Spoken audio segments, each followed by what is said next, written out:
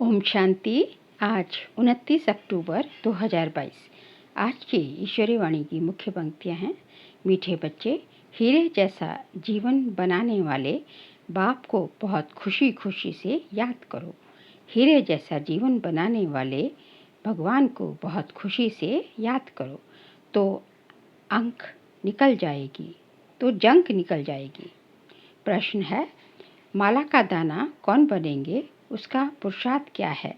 उत्तर है, माला का दाना वही बनेंगे जिसे अंत में कुछ भी याद ना पड़े।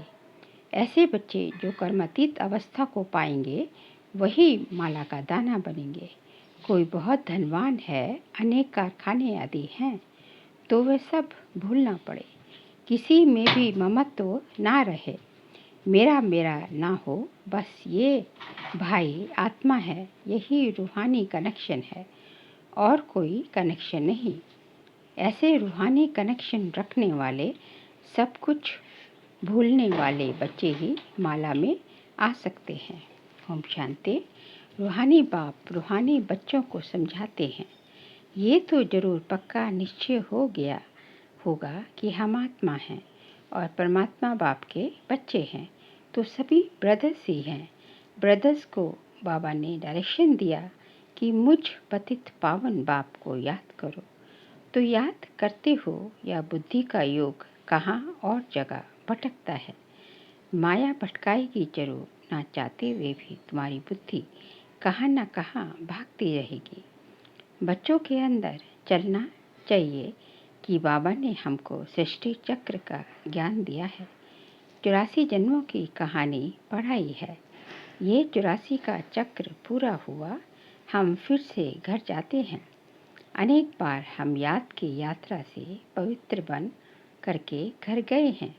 तुम्हारी बुद्धि में आता है कि हम सब भाई भाई हैं। इसमें जिस्म की कोई बात ही नहीं। तुम जिस्म को याद नहीं करो, सिर्फ हम आत्मा हैं। हम ही पावन सतो प्रधान थे, अब पतित बने हैं। तो हीरे जैसा जीवन बनाने वाले बाप को खुशी से याद करना है, जिससे जंक निकल जाए।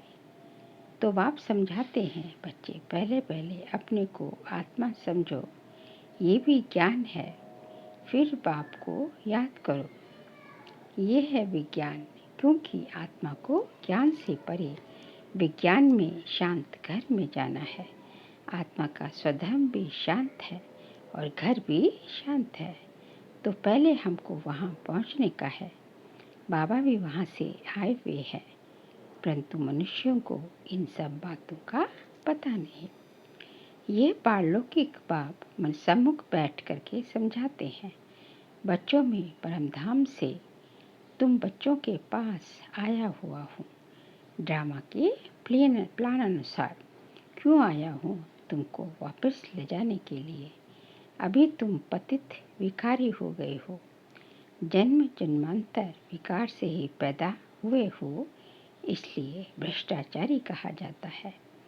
तो हम भ्रष्टाचारी से श्रेष्ठाचारी कैसे बने, ये बाबा समझाते हैं। बच्चे मुझे याद करो तो पवित्र दुनिया पवित्र श्रेष्ठाचारी बन जाएंगे। इस याद में तुम सब कुछ कर सकते हो, ऐसे नहीं कि धंधाधोरी नहीं कर सकते हो। बच्चे बाप से पूछते हैं, बाबा माला के दाने कौन बनेंगे? बच्चे माला का दाना वही बनेंगे जो कर्मातीत अवस्था को पाएंगे, जिसको अंत में कुछ भी याद ना पड़े। कोई बहुत धनवान है, अनेक कारखाने आदि हैं, वह सब भूलना पड़े। तुम्हारे पास तो कुछ भी नहीं है। तुम जानते हो हम बाप के बच्चे हैं, भाई हैं। हमारा किसी में भी ममत्व नहीं, मेरा मेरा तो नहीं है, बस ये भाई है, यही कनेक्शन है और कोई कनेक्शन नहीं। इसे कहा जाता है रूहानी कनेक्शन। इतनी सारी आयु तो देह ही याद आई, आत्मा तो किसको याद ही नहीं आई। ये भी ड्रामा बना हुआ है। तो ये बातें बाप बैठ समझाते हैं और पावन बनने के लिए पुरुषार्थ कराते हैं। बाबा, तुम बच्चों को टाइम तो देते हैं, सिर्फ 8 घंटा मुझे याद करो। ये है हद की सर्विस, ये है हद की सर्विस, ये है सारे वर्ल्ड की सर्विस। जरूर खाएंगे पिएंगे सोएंगे घूमेंगे, सारा दिन तो कोई याद भी नहीं कर सकते। तुम बरोबर अभी बेहद की सर्विस करते हो। जैसे बाप विचार सागर मंथन करते हैं, ऐसे तुम बच्चों को भी विचार मंथन करना सिखलाते हैं। करण करावन हार है तो तुमको करके ही सिखलाते हैं। पुरुषार्थ करते करते तुम्हारी विजयी माला बन जाएगी। सत्युग त्रेता में जो आते हैं वही विजयी होते हैं। फिर सब एक्टर्स इस नाटक में पार्ट बजाने के लिए नंबरवार आते हैं। सब इकट्ठे तो नहीं आ सकेंगे। तुम सभी एक्टर्स के रहने का स्थान ब्रह्मलोक है, वहाँ से यहाँ आकर के शरीर लेते हैं। ये सब बातें बहुत सहज हैं जो तुम बच्चों को ही याद रहती हैं। तुम्हारा घर स्वीट होम साइलेंस होम है। दूसरा कोई भी अपने घर को नहीं जानता है। वह तो कह देते कि हम लीन हो जाएंगे। जैसे सागर से बुदबुदा निकलता है फिर उसमें समा जाता है, ऐसे हम भी उस ब्रह्म में लीन हो जाते हैं। फिर कह देते जहाँ देखो वहाँ ब्रह्म ही ब्रह्म है। वो ब्रह्म को ही ईश्वर समझते हैं, इसलिए तुम्हारी बातें उनकी बुद्धि में बैठती नहीं। तुम उनको उल्टा समझेंगे, वो तुमको उल्टा समझेंगे, क्योंकि उनका धर्म ही अपना है। परंतु तुम जानते हो सभी आत्माएं शांति धाम से जरूर आएंगी। बाकी हर एक आत्मा को अपना अपना पार्ट मिला हुआ है, इसको ही तो वंडर कहते हैं। तुम बच्चे अभी कितनी मेहनत में जाते हो, आत्मा कितनी छोटी है, कैसे पार्ट बजाती है। तो ये ज्ञान जैसे बाप के पास है वह ज्ञान का सागर है, ऐसे तुम बच्चों के पास भी है। तुम अभी ऐसे ज्ञानवान बच्चे बनते जाते हो। वह है भक्तिवान, तुम हो ज्ञानवान। भक्तिवान माना रात के रहने वाले और ज्ञानवान माना दिन के रहने वाले। आधा कल्प तुम सुखधाम में रहते हो, आधा कल्प दुखधाम में रहते हो। इसको कहा जाता है दूरादेशी। तुम्हारी बुद्धि अभी बहुत दूर दूर जाती है। हम आत्मा स्वीट होम ब्रह्मांड के रहने वाले हैं। बाप इस मनुष्य सृष्टि का बीज रूप है। बाप इस मनुष्य सृष्टि का बीज रूप है, क्योंकि वो नॉलेजफुल है, उनको झाड़ की नॉलेज है। तुम अभी शरीर का भान मिटाने के लिए अपने को आत्मा समझते हो। दूसरी कोई भी चीज याद ना आए। पूरा आत्मविश्वासी बन जाना है। मैं आत्मा हूँ और मेरे पास कुछ है ही नहीं जो आत्मा को याद पड़े। गाया जाता है अंत काल जो सिमरे, तो अगर कोई भी चीज होगी तो जरूर वह याद आएगी। ये विचार करने की बात है। अगर कुछ भी है, कोई मित्र संबंधी इत्यादि कोई भी हैं तो याद आएगा जरूर। तुमने तो अपना सब कुछ शिव बाबा को दे दिया। फिर ऐसे नहीं समझो कि ये मेरी चीज है। जब बाबा को दे दिया तो फिर जब बाबा को दे दिया फिर तुमको याद ही क्यों आए? तुम भूल जाओ। अगर वह याद पड़ता है तो वो भी पिछाड़ी में नुकसान कर देगा। अभी तुमको वह सब नई नई बातें मिलती हैं। पुरानी कोई भी चीज़ तुम्हारे पास नहीं है। जैसी पुरानी चीज़ें सब करने दौर को दे देते हैं ना, ऐसे तुम भी अपना सब कुछ दे देते हो। फिर मैं आत्मा बाबा का बच्चा हूँ, मेरे पास कुछ भी है ही नहीं, शरीर भी नहीं। फिर नई दुनिया में सब नई चीज़ें मिलेंगी। वहाँ तो हीरे जवाहरात के महलों में जाएंगे। तो ये वह भविष्य की बात हुई। बाबा पूछते हैं, बच्चे तुम क्या बनेंगे? तो बच्चे कहते हैं, बाबा हम तो नारायण बनेंगे।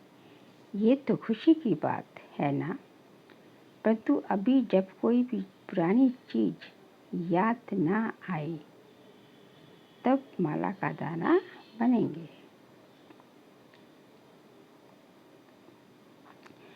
पुरानी कोई भी चीज़ याद ना आए तब जो है माला का दाना बनेंगे। 108 की माला तो राजाई की है। मंदिरों में फिर 16,108 की भी माला रखी होती है। तो माला के दाने बहुत ही बनेंगे। जितना जल्दी आएंगे उतना सुख पाएंगे। जो पीछे आते हैं उन्होंने इतना सुख नहीं पाया है। उनके लिए थोड़ा टाइम सुख तो थोड़ा टाइम दुख भी है, दुख भी कम ही पाएंगे। तो बाबा कहते हैं, बच्चे ये ख्याल रखो कि पिछाड़ी में कुछ भी याद ना आए। जो अर्पण किया हुआ है वह भी याद ना आना चाहिए। बाबा कहते हैं, मैं ऐसी कोई चीज़ नहीं लेता हूँ जो रह जाए और उसका वहाँ भर कर देना पड़े, क्योंकि मैं गरीब निवाज हूँ। कई हैं जो दे करके फिर जब कोई कारण से भगंती हो जाती है तो मांगने लग पड़ते हैं। माया उनको एकदम डस लेती है। नहीं तो कहते हैं, चाहे मारो चाहे प्यार करो, ये मस्ताना तुम्हारा दर कभी नहीं छोड़ेगा, कभी नहीं भूलेगा। तुम बच्चे यहाँ नर से नारायण बनने के लिए आए हो। तुम्हें कितना बड़ा वर्षा मिलता है। तुम्हें कितना बड़ा वर्षा मिलता है। फिर ये क्यों कहते हो कि हम देते हैं? तुम तो लेते हो ना। कौन कहता है तुम कुछ तो बाकी को एक पैसा भी देंगे तो वहाँ उनके लिए महल बन जाएंगे। आगे बाबा ने कहा, जैसे सुदामा ने चावल मुट्ठी दी तो बच्चे सुदामा में से दाल अनाज ले आते हैं, समझते हैं हमको महल मिल जाएंगे। ऐसे बच्चों पर बाप बहुत खुश रहते हैं। चाहे इनके कई दुनिया में महल बनने वाले हैं, क्योंकि बहुत प्यार और सद्भावना से ले आते हैं। अहो भाग्य, ऐसे बच्चों का बहुत ऊंचा पद पाएंगे। अभी ड्रामा के प्लान अनुसार बाबा और तुम बच्चों की कदम कदम वही चाल चलती है जो कल्प कल्प चली है। तुम्हारे कदम कदम पे पदम है, देवताओं के पैर में पदम दिखाते हैं। तुम्हारे तो इसका भी कोई अर्थ होगा ना। अभी तुमको पद्मों की आमदनी होती है। तुम बाबा के पास पद्मा पदम पति बनने के लिए आते हो।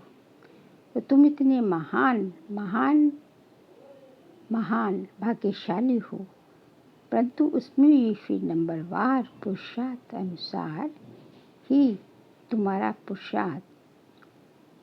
नंबरवार पुरुषार्थ अनुसार है। परंतु उसमें भी फिर नंबरवार पुरुषार्थ अनुसार है। तुम्हारा पुरुषार्थ कल्प कल्प वही ड्रामा के प्लान अनुसार चलता है। जैसे कि ड्रामा तुमको पुरुषार्थ कराता जाता है। ईश्वर भी ड्रामा के अनुसार तुम्हें मत देते हैं तो ड्रामा के वश हुए ना। फिर ये ड्रामा किसके वश में है? बच्चे, ड्रामा अनादि बना हुआ है। ये कोई नहीं कह सकता कि ड्रामा कब बना। ये तो चलता ही रहता है। ड्रामा में नंबर 1 मत मिलती है ईश्वर की, इसलिए उसको कहा जाता है ईश्वरी मत, जो तुम्हें देवता बनाती है और मनुष्य की मत छीछी बनाती है। ईश्वरी मत से तुम मनुष्य से देवता बनते हो। फिर 21 जन्मों के बाद मनुष्य मत पर मनुष्य बन जाते हो। अभी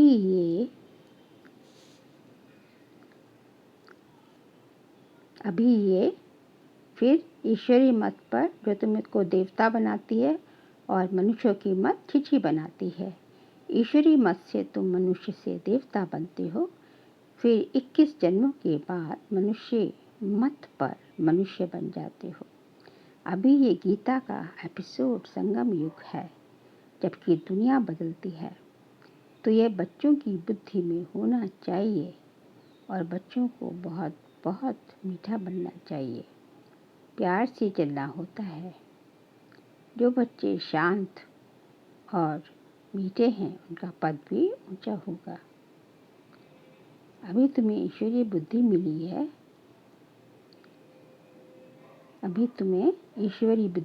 है। तो तुम समझते हो कि हम बेहद के बाबा के संतान बने हैं। बाबा से वर्षा ले रहे हैं तो अथाह खुशी होनी चाहिए। बाप कहते हैं, बच्चे, स्वर्ग से भी यहाँ तुम्हारा बहुत बहुत ऊंच पद है। बाप सिर्फ तुमको बढ़ाते हैं। भगवान आज मैं तुमको जब से ताज राजाओं का राजा बनाता हूँ, तो अपनी तकदीर पर तुमको बहुत खुश होना चाहिए। वाह बाबा आकर के क्या हमारी तकदीर बनाते हैं, जो पत्थर जैसे जीवन को हीरे जैसा बनाते हैं। वाह बाबा, जो हमें जो है आप पत्थर जैसे जीवन को आप जो है हीरो जैसे जीवन में परिवर्तन कर देते हैं। अच्छा, मीठे मीठे सिक्ल दे बच्चों प्रति माता पिता बाप दादा का याद प्यार और गुड मॉर्निंग। रूहानी बाप की रूहानी बच्चों को नमस्ते। हम रूहानी बच्चों रूहानी बाप दादा को नमस्ते नमस्ते। सार के लिए पॉइंट से ऊंच पद पाने के लिए बहुत बहुत शांत चित्त रहना है, मीठा बनना है, सबके साथ प्यार से चलना है। जो कुछ बाबा को अर्पण कर दिया है उसे भूल जाना है, उसकी याद भी ना आए। कभी ये संकल्प भी ना आए कि हम बाबा को देते हैं। आज का बाबा का वरदान है, ब्राह्मण जीवन में काम महाशत्रु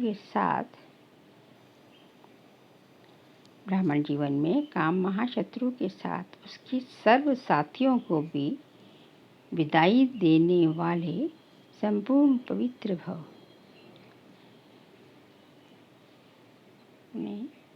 सर्व साथियों को भी विदाई देने वाले संपूर्ण पवित्र भव।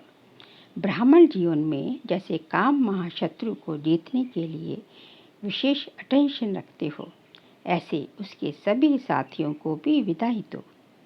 कई बच्चे क्रोध महाभूत को तो भगाते हैं, लेकिन क्रोध की बाल बच्चों से थोड़ी प्रीत रखते हैं। जैसे छोटे बच्चे अच्छे लगते हैं, ऐसे इस क्रोध के भी छोटे छोटे बच्चे कभी कभी प्यारे लगते हैं। लेकिन संपूर्ण पवित्र तब कहेंगे जब कोई भी विकार का अंश ना रहे। ऐसा पक्का व्रत लो, तब कहेंगे सच्चे ब्राह्मण। आज का बाबा का वरदान है, संगम युग की मौज का अनुभव करना है। तो माया की अधीनता से स्वतंत्र रहो। संगम युग की मौज का अनुभव करना है तो माया की अधीनता से स्वतंत्र रहो। संगम युग की मौज का अनुभव करना है तो माया की अधीनता से स्वतंत्र रहो। बाबा कहते हैं कि यह संगम युग को मौजों का युग कहा जाता है और इसलिए जो इनकी संगम युग की मौज का अनुभव करना है तो तभी आप उसकी मौजों का अनुभव कर पाएंगे जब जो माया जो अपने वश में कर लेती है, माया के आप परवश हो जाते हो, उसकी अधीनता से स्वतंत्र हो जाओगे, तब संगम की मौजों का अनुभव कर पाओगे। और उसके लिए ज़रूरी क्या है? उसके लिए ज़रूरी है हर पल बाबा का अपना साथी और बाबा का हाथ और साथ हमेशा पकड़ के रखो। अच्छा, ओम।